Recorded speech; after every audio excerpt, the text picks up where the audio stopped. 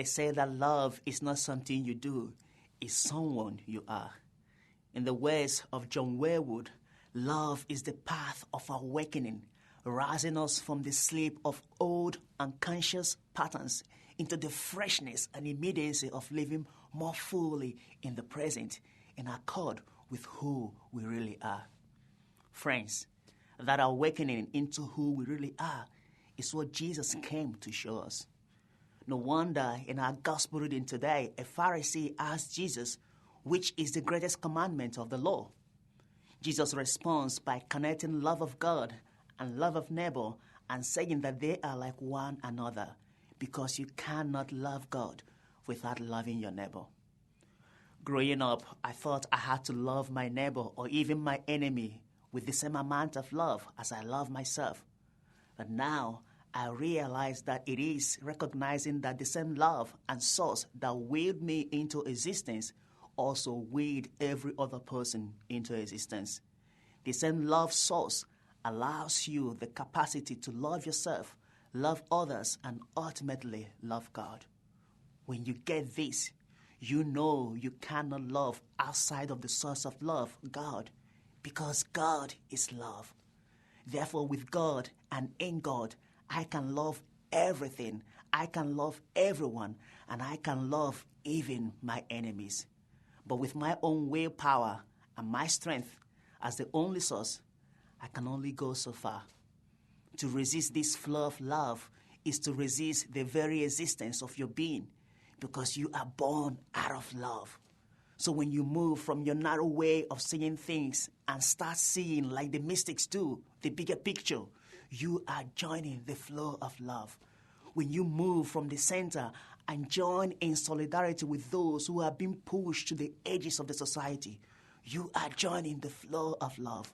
When you recognize the divinity in somebody else and treat them as your sister or brother, you are joining the flow of love.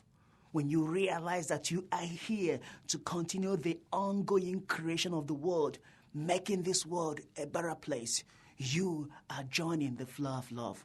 When you reject bigotry and hate and realize that you have the capacity to include and transcend, you are joining the flow of love. And when you are mutually open to the transformative power of love, you are in fact joining the flow of love. The flow continues whether you like it or not, and your responsibility is to simply join in. It draws everyone, yes, even that person that doesn't have the same skin color like you, even that person that doesn't have similar hair like you, even that person that speaks different language like the one you speak, even that person that has different sexual orientation, even that person that doesn't believe what you believe, and even that person that is from a different tribe to the one you came from. The flow of love draws everyone and everything.